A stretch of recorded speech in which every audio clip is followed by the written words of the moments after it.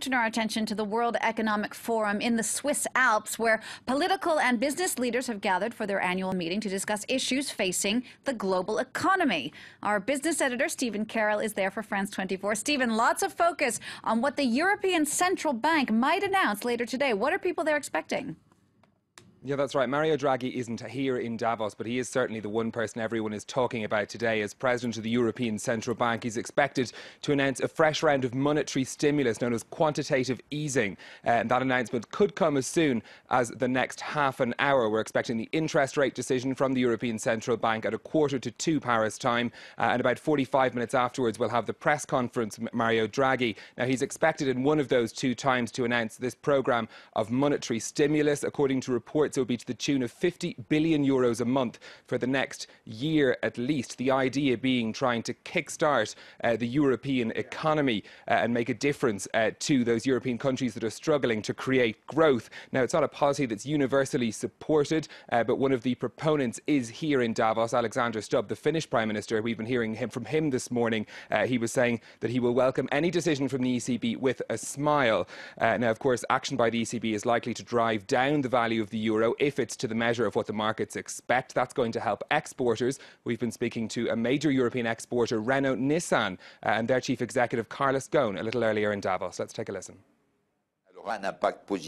It will undoubtedly have a positive impact on the economy because of the fact that it will put more liquidity on the market. The fact of maintaining interest rates at a record low is going in the right direction with regards to growth and industrial activity, and the automobile industry in particular. Well, we can talk about this a little further now with my guest, who is Martin Shanahan, who's the Chief Executive of IDA Ireland, which is the body in Ireland that promotes foreign direct investment into Ireland. Martin, thank you for joining us on France 24. That ECB decision likely to drive down the value of the euro. Good news for exporters. Good news for exporters, and I think anything that promotes growth in Europe is also good for foreign direct investment into Europe and into Ireland. Ireland had an excellent year for foreign direct investment last year. We had 197 investments, one of the best years that we've had to date, and 88 of those were new name investments coming into Ireland. So obviously many of those investors are coming because of the European market, and anything that promotes growth, I think, is very good for Ireland and foreign direct investment. Of course, when talking about countries with low growth, Ireland is the star performer in Europe, the fastest growing economy in 2014, only a year after exiting the bailout. How has Ireland managed to turn things around so quickly? I think there are a number of things, but mainly it's the pro-enterprise policies that we've engaged in. Foreign direct investment has been extremely strong, as I've said. We've also seen a growth in exports. So overall, I think the positive environment that we've created, the talent pool that's available in Ireland, the tax rate, the ease of doing business in Ireland has all helped in both attracting foreign direct investment and helping indigenous companies to grow. You mentioned taxes there. Of course, it has been on and off a contentious issue for Ireland, both its low corporation tax rate and the issue of the double Irish, which of course has now been closed by the Irish government, or will be in the next year. Can you explain how the impact that's likely to have, in your opinion, on foreign direct investment, those changes to the tax regime? I think the changes to the residency rules will probably have very little impact. We made a number of changes in the last budgetary cycle. Some of those will have a very positive impact. We're going to introduce a knowledge development box, which is akin to a patent box. We also made some other pro-enterprise changes. The residency rules, I don't think will impact foreign direct investment is in Ireland for a number of reasons, talent being the key one. Tax obviously comes into play, as it does for all jurisdictions. They compete on tax. The ease of doing business, as I've said, is a key one. So I don't see it having a significant impact. And how do you attract companies to Ireland? I'm sure there are other European countries out there who'd be keen to replicate your success.